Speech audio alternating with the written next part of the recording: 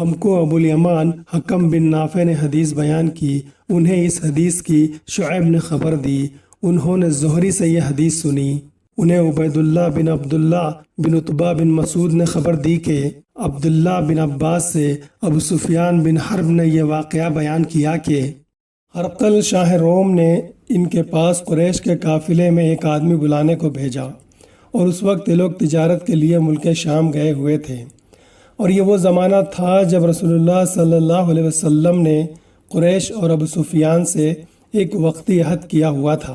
جب ابو سفیان اور دوسرے لوگ ہرقل کے پاس ایلیا پہنچے جہاں ہرقل نے دربار طلب کیا تھا، اس کے گرد روم کے بڑے بڑے لوگ علماء، وزراء و عمرا بیٹھے ہوئے تھے۔ ہرقل نے ان کو اور اپنے ترجمان کو بلایا اور ان سے پوچھا کہ تم میں سے کون شخص مدعی رسالت کا زیادہ قریبی عزیز ہے؟ ابو سفیان کہتے ہیں کہ میں بول اٹھا، میں سب سے زیادہ اس کا قریبی رشتہ دار ہوں۔ یہ سن کر ہرقل نے حکم دیا، اس کو میرے قریب لا کر بٹھاؤ اور اس کے ساتھیوں کو اس کے پیٹھ کے پیچھے بٹھا دو۔ پھر اپنے ترجمان سے کہا کہ ان لوگوں سے کہہ دو کہ میں ابو سفیان سے اس شخص یعنی محمد صلی اللہ علیہ وسلم کے حالات پوچھتا ہوں، اگر یہ مجھ سے کسی بات میں جھوٹ بول دے تو تم اس کا جھوٹ ظاہر کر دینا۔ ابو سفیان کا قول ہے کہ اللہ کی قسم اگر مجھے غیرت نہ آتی کہ یہ لوگ مجھے جھٹلائیں گے تو میں آپ صلی اللہ علیہ وسلم کی نسبت ضرور غلط گوئی سے کام لیتا۔ خیر، پہلی بات جو ہرقل نے مجھ سے پوچھی وہ یہ ہے کہ اس شخص کا خاندان تم لوگوں میں کیسا ہے؟ میں نے کہا وہ تو بڑے اونچے عالی نسب والے ہیں۔ کہنے لگا اس سے پہلے بھی کسی نے تم لوگوں میں ایسی بات کہی تھی؟ میں نے کہا نہیں۔ کہنے لگا اچھا، اس کے بڑوں میں کوئی بادشاہ ہوا ہے؟ میں نے کہا نہیں۔ پھر اس نے کہا بڑے لوگوں نے اس کی پیروی اختیار کی ہے یا کمزوروں نے؟ میں نے کہا نہیں، کمزوروں نے۔ پھر کہنے لگا اس کے تابع دار روز بڑھے جاتے ہیں یا کوئی ساتھی پھر بھی جاتا ہے؟ میں نے کہا نہیں۔ کہنے لگا کہ اپنے اس دعوے نبوت سے پہلے کبھی کسی بھی موقع پر اس نے جھوٹ بولا ہے؟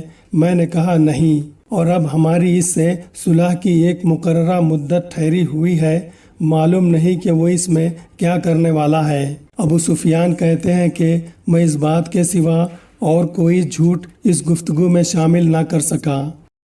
ہرقل نے کہا کیا تمہاری اس سے کبھی لڑائی بھی ہوتی ہے؟ ہم نے کہا کہ ہاں۔ بولا پھر تمہاری اور اس کی جنگ کا کیا حال ہوتا ہے؟ میں نے کہا لڑائی ڈول کی طرح ہے، کبھی وہ ہم سے میدان جنگ جیت لیتے ہیں اور کبھی ہم ان سے جیت لیتے ہیں۔ ہرقل نے پوچھا وہ تمہیں کس بات کا حکم دیتا ہے؟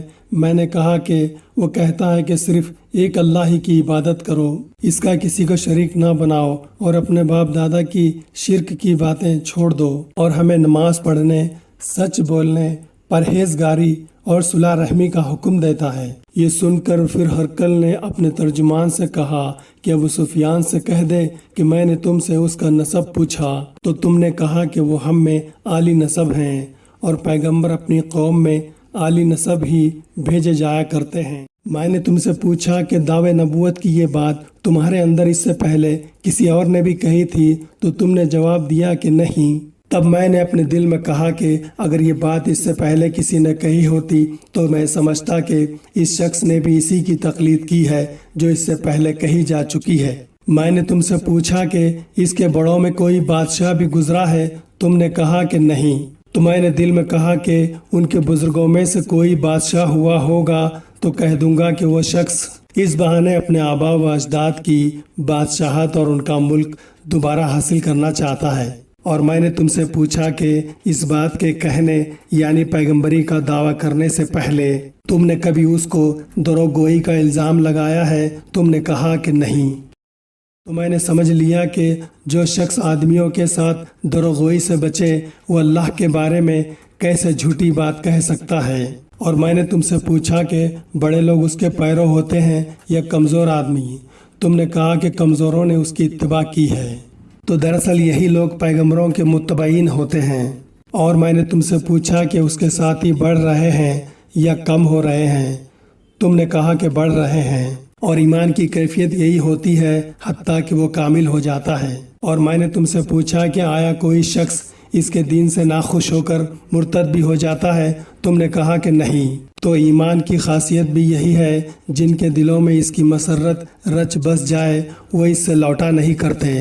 اور میں نے تم سے پوچھا کہ آیا وہ کبھی عہد شکنی کرتے ہیں؟ تم نے کہا کہ نہیں۔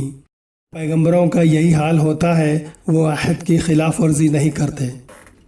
اور میں نے تم سے پوچھا کہ وہ تم سے کس چیز کے لیے کہتے ہیں؟ تم نے کہا کہ وہ ہمیں حکم دیتے ہیں کہ اللہ کی عبادت کرو، اس کے ساتھ کسی کو شریک نہ ٹھہراؤ، اور تمہیں بتوں کی پرستش سے روکتے ہیں، سچ بولنے اور پرہیزگاری کا حکم دیتے ہیں۔ لہٰذا اگر یہ باتیں جو تم کہہ رہے ہو سچ ہے تو عنقریب وہ اس جگہ کا مالک ہو جائے گا جہاں یہ میرے دونوں پاؤں ہیں۔ مجھے معلوم تھا کہ وہ پیغمبر آنے والا ہے، مگر مجھے یہ معلوم نہیں تھا کہ وہ تمہارے اندر ہوگا۔ اگر میں اس کے پاس ہوتا تو اس کے پاؤں دھوتا۔ ہرقل نے رسول اللہ صلی اللہ علیہ وسلم کا وہ خط منگوایا جو آپ نے وحیہ کلبی رضی اللہ عنہ کے ذریعے حاکم بصرہ کے پاس بھیجا تھا، اور اس نے وہ ہرقل کے پاس بھیج دیا تھا۔ پھر اس کو پڑھا تو اس میں لکھا تھا، اللہ کے نام کے ساتھ جو نہایت مہربان رحم کرنے والا ہے۔ اللہ کے بندے اور اس کے پیغمبر محمد صلی اللہ علیہ وسلم کی طرف سے یہ خط شاہ روم کے لیے۔ اس شخص پر سلام ہو جو ہدایت کی پیروی کرے۔ اس کے بعد میں آپ کے سامنے دعوت اسلام پیش کرتا ہوں۔ اگر آپ اسلام لے آئیں گے تو دین و دنیا میں سلامتی نصیب ہوگی، اللہ آپ کو دوہرا ثواب دے گا، اور اگر آپ میری دعوت سے روگردانی کریں گے تو آپ کی رعایا کا گناہ بھی آپ ہی پر ہوگا۔ اور اے اہل کتاب، ایک ایسی بات پر آ جاؤ جو تمہارے اور ہمارے درمیان یکساں ہے، وہ یہ کہ ہم اللہ کے سوا کسی کی عبادت نہ کریں اور کسی کو اس کا شریک نہ ٹھہرائیں، اور نہ ہم میں سے کوئی اللہ کے سوا کسی کو اپنا رب بنائے۔ پھر اگر وہ اہل کتاب اس بات سے منہ پھیر لیں تو مسلمانوں تم ان سے کہہ دو، تم مانو یا نہ مانو، ہم تو ایک اللہ کے اطاعت گزار ہیں۔ ابو سفیان کہتے ہیں کہ جب ہرقل نے جو کچھ کہنا تھا کہہ دیا اور خط پڑھ کر فارغ ہوا تو اس کے ارد گرد بہت شور و غوغا ہوا، بہت سی آوازیں اٹھی اور ہمیں باہر نکال دیا گیا۔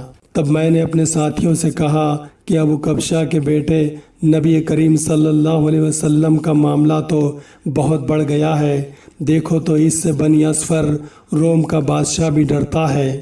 مجھے اس وقت سے اس بات کا یقین ہو گیا کہ نبی کریم صلی اللہ علیہ وسلم عنقریب غالب ہو کر رہیں گے، حتیٰ کہ اللہ نے مجھے مسلمان کر دیا۔ راوی کا بیان ہے کہ ابن ناطور ایلیا کا حاکم، ہرقل کا مصاحب اور شام کے نصارہ کا لاٹ پادری بیان کرتا تھا کہ ہرقل جب ایلیا آیا ایک دن صبح کو پریشان اٹھا تو اس کے درباریوں نے دریافت کیا کہ آج ہم آپ کی حالت بدلی ہوئی پاتے ہیں، کیا وجہ ہے؟ ابن ناطور کا بیان ہے کہ ہرقل نجومی تھا، علم نجوم میں وہ پوری مہارت رکھتا تھا۔ اس نے اپنے ہم نشینوں کو بتایا کہ میں نے آج رات ستاروں پر نظر ڈالی تو دیکھا کہ ختنہ کرنے والوں کا بادشاہ ہمارے ملک پر غالب آ گیا ہے۔ بھلا اس زمانے میں کون لوگ ختنہ کرتے ہیں؟ انہوں نے کہا کہ یہود کے سوا کوئی ختنہ نہیں کرتا، سو ان کی وجہ سے پریشان نہ ہو۔ سلطنت کے تمام شہروں میں یہ حکم لکھ بھیجیے کہ وہاں جتنے یہودی ہوں سب قتل کر دیے جائیں۔ وہ لوگ انہی باتوں میں مشغول تھے کہ ہرقل کے پاس ایک آدمی لایا گیا جسے شاہ غسان نے بھیجا تھا۔ اس نے رسول اللہ صلی اللہ علیہ وسلم کے حالات بیان کیے۔ جب ہرقل نے سارے حالات سن لیے تو کہا کہ جا کر دیکھو وہ ختنہ کیے ہوئے ہے یا نہیں۔ انہوں نے اسے دیکھا تو بتلایا کہ وہ ختنہ کیا ہوا ہے۔ ہرقل نے جب اس شخص سے عرب کے بارے میں پوچھا تو اس نے بتلایا کہ وہ ختنہ کرتے ہیں۔ پھر اس نے اپنے ایک دوست کو رومیہ خط لکھا اور وہ بھی علم نجوم میں ہرقل کی طرح ماہر تھا۔ پھر وہاں سے ہرقل حمص چلا گیا۔ ابھی حمص سے نکلا نہیں تھا کہ اس کے دوست کا خط اس کے جواب میں آ گیا۔ اس کی رائے بھی نبی کریم صلی اللہ علیہ وسلم کے ظہور کے بارے میں ہرقل کے موافق تھی کہ محمد صلی اللہ علیہ وسلم واقعی پیغمبر ہیں۔ اس کے بعد ہرقل نے روم کے بڑے آدمیوں کو اپنے حمص کے محل میں طلب کیا اور اس کے حکم سے محل کے دروازے بند کر لیے گئے۔ پھر وہ اپنے خاص محل سے باہر آیا اور کہا، اے روم والوں، کیا ہدایت اور کامیابی میں کچھ حصہ تمہارے لیے بھی ہے۔ اگر تم اپنے سلطنت کی بقا چاہتے ہو تو پھر اس نبی کی بیعت کر لو اور مسلمان ہو جاؤ۔ یہ سننا تھا کہ لوگ وحشی گدھوں کی طرح دروازوں کی طرف دوڑے مگر انہیں بند پایا۔ آخر جب ہرقل نے اس بات سے ان کی یہ نفرت دیکھی اور ایمان لانے سے مایوس ہو گیا تو کہنے لگا کہ ان لوگوں کو میرے پاس لاؤ۔ جب وہ دوبارہ آئے تو اس نے کہا جو بات میں نے کہی تھی اس سے تمہاری دینی پختگی کی آزمائش مقصود تھی سو وہ میں نے دیکھ لی۔ تب یہ بات سن کر وہ سب کے سب اس کے سامنے سجدے میں گر پڑے اور اس سے خوش ہو گئے۔ بالآخر ہرقل کی آخری حالت یہی رہی۔ صحیح بخاری کتاب الوحی حدیث نمبر 7۔ سامعین اکرام، اس حدیث کو دوسروں کے ساتھ بھی شیئر کریں اور نبی کریم صلی اللہ علیہ وسلم کی دعا کے مستحق بنیں، جیسا کہ نبی کریم صلی اللہ علیہ وسلم نے فرمایا اللہ اس شخص کو تر و تازہ رکھے جس نے مجھ سے کوئی بات سنی پھر اس نے جیسا کچھ مجھ سے سنا تھا ہو بہو دوسروں تک پہنچا دے۔ جامع ترمذی حدیث نمبر 2653۔